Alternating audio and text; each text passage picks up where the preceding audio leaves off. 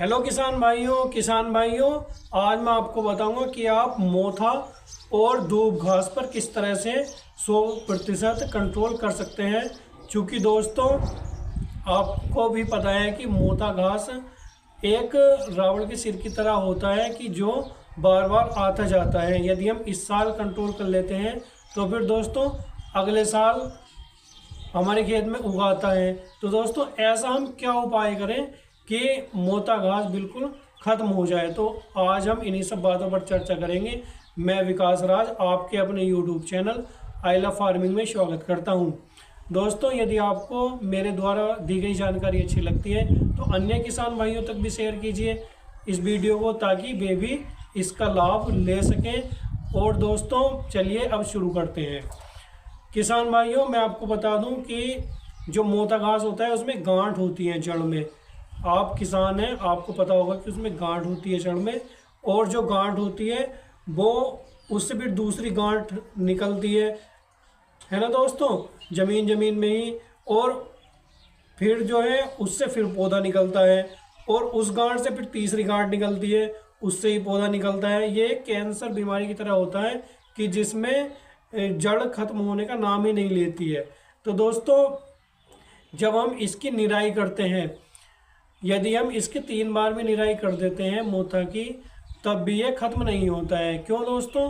क्योंकि जो इसकी गांठ होती है, जिसे मान लीजिए इसमें 15 से 16 गांठ है किसी एक पौधे में, तो दोस्तों एक ना एक गांठ रह जरूर जाएगी, 1-2 गांठ। तो बस वे जो गांठ रह जाती हैं, बस उनसे ही ये फिर दोबारा जन्म ले लेता है मोथा। और ये एक मोथा एक ऐसी चीज़ है जो पनपता एकदम से है। ये एक ऐसी खरपतवार है। तो दोस्तों, इसे हम कंट्रोल कैसे कर सकते हैं? इस टाइम पर मैं आपको बता दूं कि 2 तरह की फसलें हैं। एक तो वे जो कट चुकी हैं, और दूसरी वे जो इस टाइम पर खड़ी हैं, है ना दोस्तों। तो सबसे पहले हम स्टेप बाय स्टेप देखेंगे कि जो फसलें कट चुकी हैं उनमें हम किस तरह से मोथा और दूबड़ा घास को कंट्रोल कर सकते हैं। तो दोस्तों, आपको क्या करना है, आपको गहरी जुताई कर देनी है। जो आपका खेत पट पड़ा है, खाली पड़ा है, गहरी जुताई करनी है, यानी कि ढेले निकल जाएं। इस तरह से आपको जुताई करनी है। क्यों दोस्तों गहरी जुताई क्यों करनी है?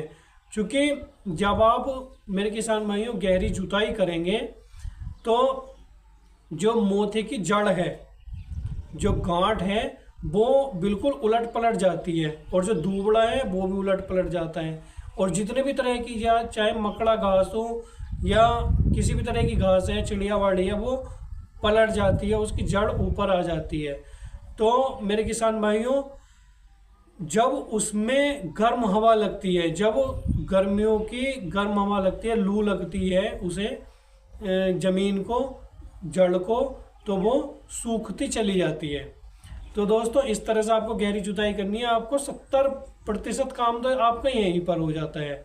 70% मोथा और दूब घास आपकी समाप्त हो जाती है गहरी जुताई करने मात्र से। और दोस्तों, अब आपको क्या करना है, अब आपको ग्लाइफोसेट का स्प्रे कर देना है।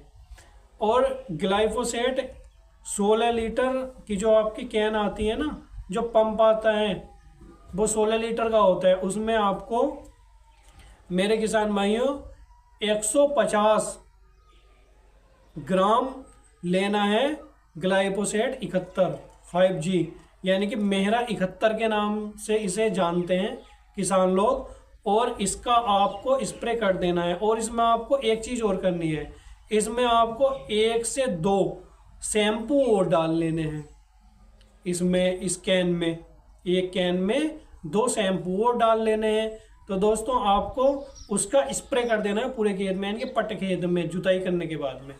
तो आप देखेंगे कि जब आप इसमें फसल बोएंगे, और एक बात और आपको किसान भाइयों ध्यान रखनी है, आपको 1.5 महीने तक फसल नहीं बोनी है उसमें। फिर क्यों? क्योंकि आपकी फसल भी फिर नहीं पनपेगी, आपकी फसल की ग्रोथ नहीं होगी फिर। तो 1.5 महीने तक आपको खेत खाली छोड़ देना है ऐसे ही स्प्रे करने के बाद में। और जो आपकी फसल खड़ी है उसमें तो ये काम बिल्कुल भी नहीं करना है। क्यों?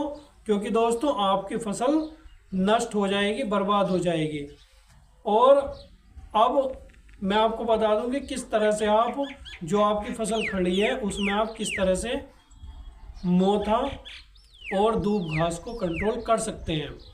तो मेरे किसान भाइयों, आपको अपनी खड़ी फसल में मोथा और दूब घास को कंट्रोल करने के लिए आपको लेना है सैंप्रा का स्प्रे कर देना है। और सैंप्रा आपको कितना लेना है? सैंप्रा लेना है दोस्तों आपको 40 ग्राम। ये धानुका कंपनी का आता है। 40 ग्राम आपको 200 लीटर पानी के साथ में लेना है और आपको इसका स्प्रे कर देना है। और इसके बहुत अच्छे रिजल्ट हैं। ये दोस्तों मैंने खुद इसका उपयोग किया है, इसके बहुत अच्छे रिजल्ट मिलते हैं सैंप्रा के। और दोस्तों इससे आपकी जो दूब घास है और जो आपकी मोथा घास है वो बिल्कुल जड़ से ख़त्म हो जाएगी। आपको निराई करने की भी आवश्यकता नहीं है और ना ही दोस्तों आपके खेत में ये दोबारा होगा, अगले साल होगा, जिससे बार बार हो जाता है, हर साल हो जाता है। तो दोस्तों इसकी छुट्टी हो जाएगी 3-4 साल तक। तो दोस्तों यदि आपको हमारे द्वारा बताई गई ये जानकारी अच्छी लगी हो तो दोस्तों हमारे चैनल को सब्सक्राइब कीजिए। बस दोस्तों आज की वीडियो में इतना ही। धन्यवाद।